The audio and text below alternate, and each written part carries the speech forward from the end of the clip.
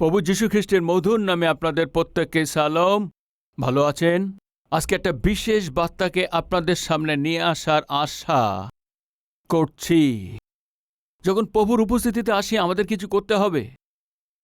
আমরা কি করব যে আমাদের জীবনে ভালো হয়? আমরা কি করতে পারি যেন আমাদের জীবনে আশীর্বাদকে পেতে পারি?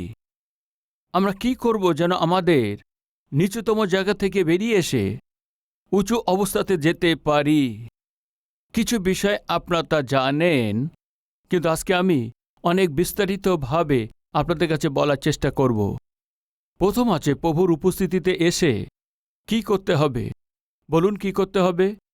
যখন আমরা ঈশ্বরের উপস্থিতিতে আসি, সবচেয়ে প্রথমে ঈশ্বর যা করেছে যে ভালো বিষয়গুলো স্মরণ করে ওই প্রভুর উপস্থিতিতে এবং সত্য আত্মার সামনে কি করবেন? বলুন, আরাধনা করবেন। যোহন তা ৪র্থ অধ্যায়ে ২৩ পদে কিন্তু এমন সময় আসিতেছে, বরং এখনই উপস্থিত, যখন প্রকৃত ভজনকারীরা আত্মায় ও সত্যে পিতার ভজনা করিবে, কারণ বাস্তবিক পিতা এইরূপ ভজনকারীদের অন্বেষণ করেন। আমরা যখন ঈশ্বরের আরাধনা করি বা যখন আমরা ঈশ্বরকে ধন্যবাদ দিয়ে থাকি, এতে কি হয় জানেন কি? ঈশ্বর আমাদেরকে আবার আশীর্বাদ দেন, এমন সুযোগ এসে যায়। মনে করুন আপনার প্রতিবেশীকে হসপিটালে যেতে হবে। হসপিটালে যাওয়ার জন্য ওদের কাছে বাইক নেই। ও আপনার কাছে এসছে, আপনার কাছে বাইক চাইছে। ব্রাদার, আমার স্ত্রীকে হসপিটালে নিয়ে যেতে হবে, আপনার বাইকটা দেবেন? ও চাইতেই আপনি তাকে বাইক দিয়ে দিয়েছেন। ও বাইক নিয়ে তার নিজের স্ত্রীকে হসপিটালে নিয়ে গেছে। ডক্টরকে দেখানোর পর আবার সে বাড়ি ফিরে এসছেন। ওই সময় আপনি ঘরে বারান্দার দিকে বসে আছেন। ও তাড়াতাড়ি এসছেন, আপনার সামনে আপনার বাইককে দাঁড় করিয়েছেন। কমপক্ষে আপনাকে দেখেননি, আপনাকে ধন্যবাদও দেননি, চুপচাপ চলে গেছে। কি আপনি তাকে দ্বিতীয়বার বাইক দেবেন কি? দ্বিতীয়বার বাইক দেবেন কি? নেক্সট টাইম আবার আপনার কাছে এসে, ব্রাদার আমাকে একটু বাইক দরকার আছে, বলে আপনি কি বলবেন?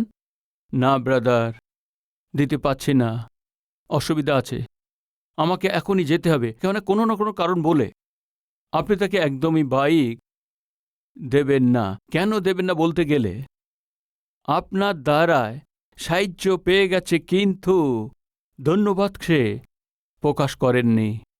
ধন্যবাদ সে প্রকাশ করেনি, সেই জন্য দ্বিতীয়বার তার প্রয়োজন হলে আপনি তাকে সাহায্য করার জন্যে পিছিয়ে যাবেন। এ সাধারণ আর সহজ বিষয় আছে।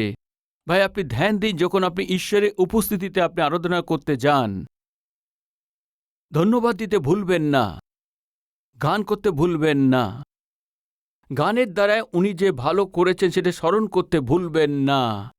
আপনি শুধু ঈশ্বরের উপস্থিতিতে গিয়ে কেবল বাক্য প্রচার করার সময়তে না হয় বাক্য প্রচার করার মাঝখানে গিয়ে শোনা এবং শেষে ঈশ্বরের উপস্থিতিতে গিয়ে আরাধনা করা, এটা ঠিক নয়। এর মধ্যে একদম আশীর্বাদ নেই।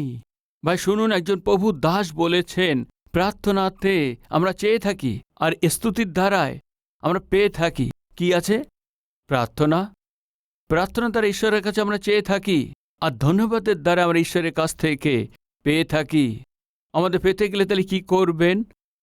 ধন্যবাদ দিতে হবে। আমরা কিভাবে ধন্যবাদকে দিয়ে থাকি? গানের দ্বারায়, নৃত্যের দ্বারায় ঈশ্বরকে আমরা ধন্যবাদ দিয়ে থাকি। এই জন্য যখন আমরা ঈশ্বরের আরাধনাতে যাই, সে রবিবারের আরাধনা হোক, ঈশ্বরের উপস্থিতিতে প্রার্থনা হোক, আপনি দেরি করে যাবেন না।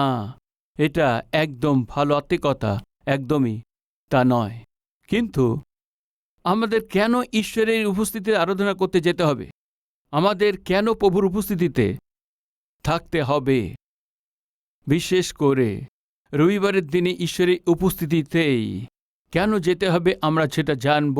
যাত্রা পুস্তক ২০ অধ্যায় ৮ পদে, তুমি বিশ্রাম দিয়ে স্মরণ করিয়া পবিত্র করিও, ৬ দিন শ্রম করিও, আপনার সমস্ত কার্য করিও, কিন্তু সপ্তম দিনে তোমার ঈশ্বর সদাপ্রভুর উদ্দেশ্যে বিশ্রাম দিন। সেই দিন তুমি কি, তোমার পুত্র কি কন্যা, কি তোমার দাস কি দাসী, কি তোমার পশু, কি তোমার পুরুদ্ধারের মধ্যবর্তী বিদেশী, কেহ কোনো কার্য করিও না। কেননা সদাপ্রভু আকাশমণ্ডল ও পৃথিবী, সমুদ্র ও সেই সকলের মধ্যবর্তী সমস্ত ৬ দিনে নির্মাণ করিয়াছেন, সপ্তম দিনে বিশ্রাম করিলেন। এই জন্য সদাপ্রভু বিশ্রাম দিনকে আশীর্বাদ করিলেন ও পবিত্র করিলেন। আশীর্বাদ করিলেন, আশীর্বাদ দিয়েছেন আর পবিত্র করেছেন। ঈশ্বরের উপস্থিতিতে ঈশ্বরের আরাধনা করতে যখন আসি, তবে শুনুন, 6 দিন ঈশ্বর কার্য করেছেন, সপ্তম দিনে বিশ্রাম করেছেন। জিহুদীরা আজকের দিনে সে বিশ্রাম দিনকে পালন করেন, কিন্তু আমরা যারা যিশু অনুসারী আছি, আমরা রবিবারের দিন ঈশ্বরের আরাধনা করার জন্য, ঈশ্বরের মহিমা করার জন্য, ঈশ্বরের উপস্থিতিতে আমরা সমাজের সামনে চলে আসি। কারণ এই আছে কি, আমাদের বিশ্বাসে যে নির্ভর করি প্রভু যীশু খ্রিস্টের পুনরুত্থান। এই জন্য পুনরুত্থান 2 নেই, আমরা আরাধনা করার জন্য প্রভুর উপস্থিতিতে আসি। ভাই প্রেরিত পৌল সেই বাক্যতে বলেছেন, যদি খ্রিস্ট জীবিত হয়ে না উঠতেন, আমাদের বিশ্বাস করা ব্যর্থ আছে। আমরা যখন ঈশ্বরের আরাধনা করতে আসি, 6 দিন আমরা কাজ করি, আর সপ্তম দিনে প্রভুর উপস্থিতিতে এসে আমরা কি করি? ঈশ্বরকেই আরাধনা করি। আরাধনা করি, কিন্তু সপ্তম দিনে ঈশ্বর কি করেছেন? বাইবেলে লেখা আছে আশীর্বাদ দিয়েছেন। কি করেছেন? আশীর্বাদ দিয়েছেন। আমরা যখন ঈশ্বরের উপস্থিতিতে এসে আরাধনা করি, তখন ঈশ্বরের আশীর্বাদকে আমরা পেয়ে থাকি। কি হয় যখন আমরা আশীর্বাদ পাই? ওখানে কেবল 2টি মাছ এবং 5টি রুটি ছিল। ওই শিশুর জন্য যথেষ্ট ছিল, হাজারো লোকের জন্য সেটা যথেষ্ট ছিল না। কিন্তু 5টা রুটি 2টি মাছ কার কাছে নিয়ে আসা হয়েছিল? যীশুখ্রিস্টের কাছে নিয়ে এসেছিলেন। যীশুখ্রিস্টের কাছে নিয়ে এসেছিলেন সেই জিনিসগুলো। 5টা রুটি 2টি মাছ যীশু কি করলেন? আশীর্বাদ দিলেন। আমরা যখন ঈশ্বরের কাছে আসি, তখন ঈশ্বর আমাদের যে কি করেন? আশীর্বাদ দেন। শুনছেন কি প্রিয় ভাই বোন? ঈশ্বরের উপস্থিতিতে আসার জন্যে কি লুকিয়ে আছে তা বলুন। আশীর্বাদ লুকানো আছে, ওইটাই বলছি। যখন আপনি ঈশ্বরের উপস্থিতিতে আসেন, যেভাবে এসেন ওইভাবে চলে যাবেন তার অনুমতি নেই। আশীর্বাদ পেয়ে যেতে হবে। কি হয় আশীর্বাদ পেলে? আমরা দেখেছি না, 5টা রুটি 2টি মাছ ছিল, কিন্তু হাজার লোকের জন্য বলুন খাবার পাল্টে গেছেন। সবার সেই ক্ষুধাকে দিতে পেরেছেন, এমন হয়েছে। বহু লোকদের প্রয়োজন অনুসারে ওই 5টা রুটি 2টি মাছ ব্যবহার হয়েছে। আপনি ঈশ্বরের হাতে থাকলে আপনি অনেকের জন্য ব্যবহারযোগ্য হবেন, অনেক লোকের জন্য সাহায্য কারণ হবেন, অনেক লোকদেরকে আপনি খাবার দিতে পারবেন, অনেক লোকদেরকে প্রয়োজন আপনি মেটাতে পারবেন। আজকে আপনার জীবনে যা প্রয়োজন সেটা যদি না মিটছে, তো আপনারই কষ্ট দূর হচ্ছে না, আপনারই যদি সেই ক্ষুধায় থাকতে হচ্ছে, তো শুনুন, আজকে আপনার ঈশ্বরের আশীর্বাদকেই প্রয়োজন। সম্পূর্ণ মন থেকে ঈশ্বরের কাছে আপনাকে চেতে হবে, পিতা আশীর্বাদ চাইছি, প্রভু আশীর্বাদ চাই পিতা। যদি আপনি চান, প্রভু নিশ্চয়ই আপনাকে আশীর্বাদ দেবেন। ভাই, সবচেয়ে প্রথমে আমাদের প্রভুর উপস্থিতিতে আরাধনা করতে আসতে হবে। যখন আমরা আরাধনা করতে আসব, ঈশ্বর কি করবেন? প্রথম আছে আশীর্বাদ দেবেন। গীত 43 পদে, তাহাতে আমি ঈশ্বরের বেদির কাছে যাইব, আমার পরমানন্দজনক ঈশ্বরের কাছে যাইব। ওই সেই ঈশ্বর, আমার পরম আনন্দজনক ঈশ্বরের কাছে যাইব। প্রথম ঈশ্বরের উপস্থিতিতে এসে আরাধনা করলে কি হবে? আশীর্বাদ পাবে। তারপরে ঈশ্বরের কাছে আরাধনা করলে দ্বিতীয় কি আছে? আনন্দ পাবে। প্রিয় ভাই ও বোন, ঈশ্বরের কাছে এসে যে আনন্দ আপনি পান, কোথাও কোনো জায়গায় পেতে পারেন সম্ভব নয়। আমি জিজ্ঞেস করছি, আপনার মনের মধ্যে কষ্ট আছে, দুঃখ আছে, ব্যাকুলতা আছে, সিনেমা হলে গিয়ে বসলে ওটা দূর হবে? ওই দুঃখ চলে যাবে? অর্থনৈতিক সংখ্যা ঠিক হবে কি? আপনার অসুখ ঠিক হবে কি? আপনার পরিবারের সমস্যা চলে যাবে কি? পড়াশুনোতে ফেল করেছেন, ওই অপমান দূর হবে কি?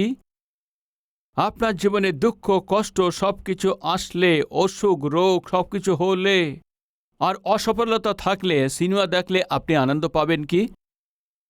ঘুরে আসলে কি আনন্দ পাবেন কি? মদ্যপান করলে, ঘুরলে আনন্দ পাবেন কি? আপনার কষ্ট, দুঃখ, সমস্যা, অসুবিধাকে, যন্ত্রণাকে আজকে আপনি জগতে কোথাও কেউ দূর করতে পারবে কি? না ভাই। আপনার দুঃখ, কষ্ট, আপনার যন্ত্রণা, আপনার অসুখ, অসফলতাকে দূর করার জন্যেই এই জগতে যদি কেউ আছে তো আমার প্রভুর উপস্থিতি আছে। ওই ঈশ্বরের উপস্থিতি এসে আপনার এই দুঃখ, কষ্ট, অসুখকে ওই ঈশ্বরের কাছে খুলে বলেন তো। সর্বশক্তিমান ঈশ্বর আছে, সমস্ত পৃথিবীর সৃষ্টিকর্তা আছে, এই জন্য ওই সমস্যার সমাধান ঈশ্বর দেবেন। আপনি কোথায় গেলে আনন্দ পাবেন? ঈশ্বরের উপস্থিতিতে যাবেন, তবে প্রিয় ভাই ও বোন আপনি আনন্দ আর শান্তি পাবেন। এটা ভুলবেন না। প্রভুর উপস্থিতিতে গিয়ে ঈশ্বরের কাছে আরাধনা করলে আমরা তা কি পাব? আশীর্বাদ, আর দ্বিতীয় আনন্দ, আর তৃতীয় উন্নতি। ইফিসীয় তা ৪ অধ্যায়ে ১৬ পদেতে, যিনি মস্তক তিনি খ্রিস্ট, তা হইতে সমস্ত দেহ প্রত্যেক সন্ধি যে উপকারযোগ্য তদ্বারা যথাযথ সংলগ্ন ও সংযুক্ত হইয়া প্রত্যেক ভাগের স্ব পরিমাণ অনুযায়ী কার্য অনুসারে দেহের বৃদ্ধি সাধন করিতেছে, আপনাকেই প্রেমে গাঁথিয়া তুলিবার জন্য করিতেছে। উন্নতি করতে চলেছেন ভাই। শুনুন, মণ্ডলী মস্তক কে আছে? প্রভু আছেন। আমরা ভাই বাক্যতে দেখতে পাচ্ছি শরীরের মধ্যে বিভিন্ন অঙ্গ আছে, কিন্তু শরীরের এই যে বিভিন্ন অঙ্গ কেমন আছে? একসঙ্গে যুক্ত আছে। শরীরের সমস্ত অঙ্গ একসঙ্গে যুক্ত আছে। যুক্ত আছে। আপনার পা শরীরের সঙ্গে যুক্ত আছে, যুক্ত আছে। আপনার আঙুলগুলো শরীরের সঙ্গে যুক্ত আছে কি না? যুক্ত আছে। হ্যাঁ, ঠিক আছে। আপনার মাথা আপনার দেহের সঙ্গে যুক্ত আছে কি না? হ্যাঁ, যুক্ত আছে। ঈশ্বর বলছেন, যেভাবে এই শরীরের অঙ্গ যুক্ত আছে, শরীরের মধ্যে বিভিন্ন ধরনের অঙ্গ থাকা সত্ত্বেও একে অপরের সঙ্গে যুক্ত হয়ে আছে। মানে, এখন শুনুন, শরীর খ্রিস্টের মণ্ডলী, মাথা যীশুখ্রিস্ট আছেন, মণ্ডলীর মাথা যীশুখ্রিস্ট আছেন। এখন আমরা কিভাবে থাকব? একসঙ্গে থাকতে হবে। আপনি ডান হাত আছেন, আমি বাঁ হাত আছি। কেউ ডান পা আছে, কেউ বাঁ পা আছে, কেউ চোখ আছে, কেউ কান আছে, কেউ মুখ আছে। বুঝতে পারছেন? যেভাবে আমাদের অঙ্গগুলো যুক্ত আছে, আমরা যে মসজিদ দেহের সঙ্গে আছি, মানে যেমন দেহের বিভিন্ন অঙ্গ আছে, ঠিক ওইভাবে আমরাও খ্রিস্টের দেহরূপী বিভিন্ন অঙ্গ আমরা আছি। খ্রিস্টের আরাধনায় যখন আমরা একত্রিত হই, যখন আমরা একত্রিত হয়ে আসি, ঈশ্বর আমাদেরকে কি দেন? বৃদ্ধি আর উন্নতি। এখন 1 মিনিট। এই হাতকে কেউ মনে করুন কেটে দিয়েছেন, এই হাতকে কেটে আলাদা করে দিয়েছে মনে করুন। কেটে যাওয়া এই হাত একদম দূরে গিয়ে পড়ে গেছে। আপনি মনে করুন, ওই হাতের উন্নতি হবে কি হবে না তা বলুন। হবে কি? কোনো কাজের আর থাকবে না। পাকে কেটে ফেলেছে মনে করুন, ওই পা কাজ করবে কি? ব্যবহার হবে কি? চলতে পারবে কি? হাতকে কেটে ফেললে কোনো জিনিসকে ধরতে পারবে কি? 5টা আঙুল দিয়ে কিছু লিখতে পারবে? আমি জিজ্ঞেস করছি, খেতে পারবে কি? না ভাই। হাতকে, পাকে বা শরীরে কোনো অঙ্গকে এই দেহ থেকে আলাদা করে দিন, ও কোনো কাজের আর থাকতে পারবে না। ভাই শুনুন, আমরা যে মণ্ডলীতে আছি, মণ্ডলী রূপে একটা স্থানে একত্রিত হয়ে ঈশ্বরের উপস্থিতিতে না গিয়ে কেন আমাকে মণ্ডলীর সঙ্গে যুক্ত থাকতে হবে? ভাই, একবার কোনো ব্যক্তিকে এক পাস্টর কথা বলছিলেন, বাবু তুমি প্রভুর উপরে বিশ্বাস করো? হ্যাঁ, বিশ্বাস করি। যিশুকে পরিত্রাতা হিসেবে গ্রহণ করেছ কি? হ্যাঁ, গ্রহণ করেছি। তবে আবার মণ্ডলী সহভাগিতা যাও কি? ওই ডাকাত যে ক্রুশে আটকে ছিলেন, ও কি মণ্ডলীতে যেতেন? ঠিক আছে। কি তুমি বাপ্তিস্ম নিয়েছ? ক্রুশে যে আটকানো ছিল যে ডাকাত, বাপ্তিস্ম নিয়েছিল কি? ঠিক আছে। ঈশ্বরের যে দশমাংশ দিতে হয়, তুমি কি দিচ্ছ কি? ক্রুশে আটকানো ছিল ওই যে ডাকাত, দশমাংশ দিয়েছে কি? কি তুমি কাউকে সুসমাচার শুনিয়েছ কি? ক্রুশে আটকানো ওই যে ডাকাত। তখন পাস্টারবাবু বললেন, বাবু, ও ক্রুশে আটকানো ডাকাত ছিল, আর তুমি জীবিত ডাকাত আছো, এর মধ্যে কোনো তফাৎ নেই। কে আছে? এ জীবিত ডাকাত আছে, আর ও কে আছে? ক্রুশে আটকানো ডাকাত আছে। ও বেচারা কমপক্ষে শেষ জীবনে যিশুকে গ্রহণ করেছেন। এ জীবিত থেকেও চোর আছে, মিথ্যেবাদী আজকে আমাদের মধ্যে। প্রিয় ভাই ও বোন, আমাদের এমন লোক দরকার নেই মজা করে যে আমাদের প্রশ্নের উত্তর দেয়। আমাদের এমন লোক দরকার যে আমাদের বিশ্বাসের বিষয়ে যদি প্রশ্ন করে তো সঠিক উত্তর দেওয়ার লোক চাই।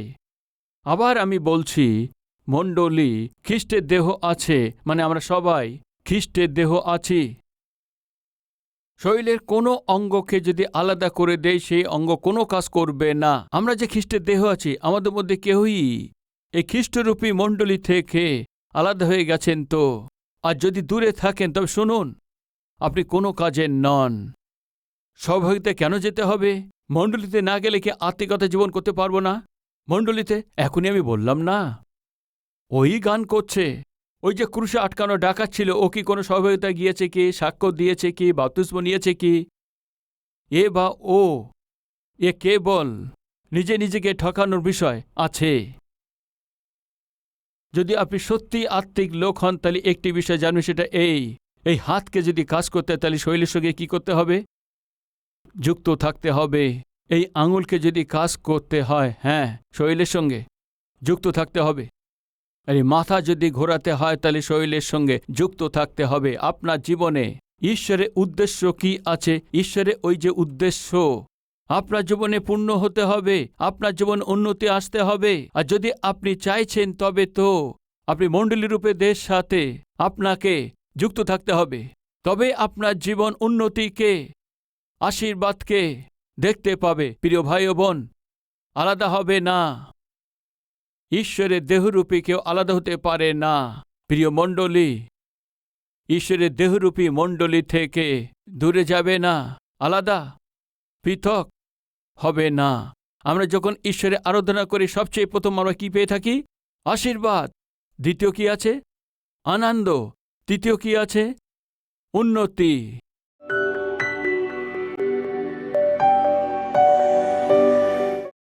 মহান পবিত্র ঈশ্বর পিতা, এই সময় প্রত্যেককেই আশীর্বাদ দিন পিতা। কাজকর্মে আশীর্বাদ, ব্যবসাতে আশীর্বাদ, চাকরিতে আশীর্বাদ, পড়াশুনোতে আশীর্বাদ, পরিবারেতে আশীর্বাদ। পিতা, দিন পিতা, অনুগ্রহ করুন, অর্থনৈতিক সংকট থেকে মুক্ত করুন পিতা, ঋণের অবস্থা থেকে মুক্ত করুন পিতা, অর্থনৈতিকভাবে আশীর্বাদ দিন পিতা। ও যেন ধার দিতে পারে এমন হয়, যাহার রূপে যেন আমরা কেউ না থাকি। আশীর্বাদ দিন পিতা, আমাদের আত্মিক জীবনকে আশীর্বাদ দিন পিতা।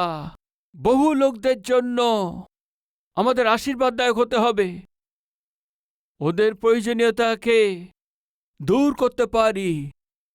আমরা আপনাকে মহিমা দিই, আপনার নামকে উঁচু করতে পারি, আপনার প্রেমকে এই জগৎকে যেন আমরা দেখাতে পারি। আমাদের প্রতিটি কাজের দ্বারায় আপনাকে আনন্দিত করতে পারি। পিতা, আমাদেরকে আশীর্বাদ দিন, যিশু খ্রিস্টের নামেতে চাইছি পিতা, আমেন।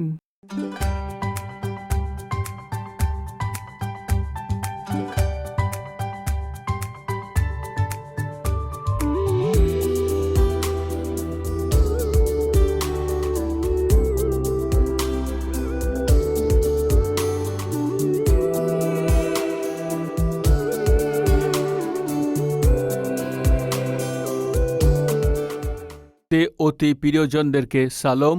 ভালো আছেন? প্রভুর মহান অনুগ্রহে কেবল একটি কারিকুলাম দিয়ে শুরু করা হিসেবে কালভেরির স্বর আজ কমপক্ষে 650 স্যাটেলাইট টেলিভিশন কারিকুলাম রূপে ঈশ্বর আশীর্বাদ দিয়েছেন। কারণ জানেন, যারা এই কারিকুলামকে দেখেন তারা আশীর্বাদ পেয়ে এই কারিকুলামের জন্যে কিছু না কিছু সাহায্য পাঠিয়েছে। এই জন্য একটি কার্যক্রম দিয়ে শুরু করা হয়েছিল, একটি ভাষা দিয়ে শুরু করা হয়েছিল। ক্যালভারি স্বর আজ ভারতবর্ষেতে প্রতিটি রাজ্যে ওদের নিজের ভাষাতেই সুসমাচার পৌঁছে দিতে পারছি। আসু তাই না, কমপক্ষে 650 টেলিভিশন কার্যক্রমের দ্বারায় কেবল আমাদের দেশেতে নয়, বাংলাদেশেতে, নেপালেতে, আর পাকিস্তান, আফগানিস্তান, গলফ কান্ট্রিতে আর শ্রীলঙ্কাতেও ওদের ভাষাতেই প্রভু যীশুখ্রিস্টের এই সুসমাচারকে পৌঁছাচ্ছে। প্রত্যেককেই পরিত্রাণ পেতে হয়তো প্রত্যেকের কাছে সুসমাচার পৌঁছানো দরকার। এই জন্য প্রত্যেকে যেন পরিত্রাণ পায়, যীশুখ্রিস্টের সুসমাচার যেন জগতে পরিপূর্ণ হতে পারে। আপনার সাহায্য চাই। আজকে এই কার্যক্রম আপনার পর্যন্ত পৌঁছাতে পেরেছে, এই কার্যক্রম আপনি শুনতে পাচ্ছেন তো কেউ ত্যাগের সঙ্গে সাহায্য করেছেন, এই জন্য এই কার্যক্রম আপনার পর্যন্ত পৌঁছিয়েছেন।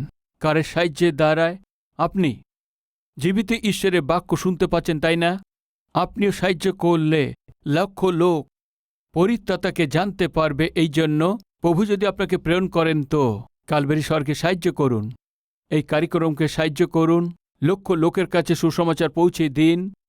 এই মন থেকে চাইছি, নিশ্চয়ই এই সেবা কাজের জন্য প্রার্থনা করবেন, উৎসাহিত করবেন, সাহায্য করবেন। আশার সহিত বিদায় চাইছি আপনাদের, সতীশ কুমার। আমাদের ঠিকানা কালভেরি, পোস্টবক্স নম্বর 30, কুকুটপল্লী, হায়দ্রাবাদ 72, তেলেঙ্গানা।